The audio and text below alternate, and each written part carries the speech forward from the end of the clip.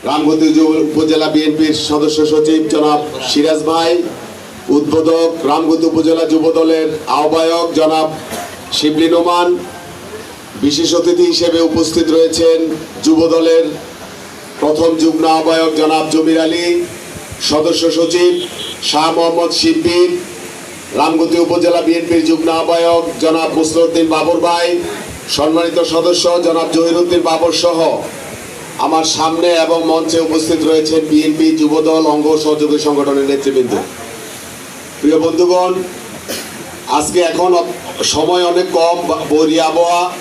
আমি আপনাদেরকে বলবো, আমাদের গতকালকে আমাদের আলগী ইউনিয়ন বিএনপির কমিটি অনুমোদন হয়েছে। এর পূর্বে হয়েছিল আমাদের 9টি ওয়ার্ডের কমিটির অনুমোদন। তো আমাদের এই বিএনপির যে সমস্ত নেতৃবৃন্দ নির্বাচিত হয়েছেন, আপনাদের কাছে আমার একটাই অনুরোধ থাকবে, যুব দল হোক, ছাত্র দল হোক, স্বেচ্ছাসেবক দল হোক, যে কোনো কমিটি করার সময় তাদেরকে কোনো ধরনের প্রেসার দিবেন না।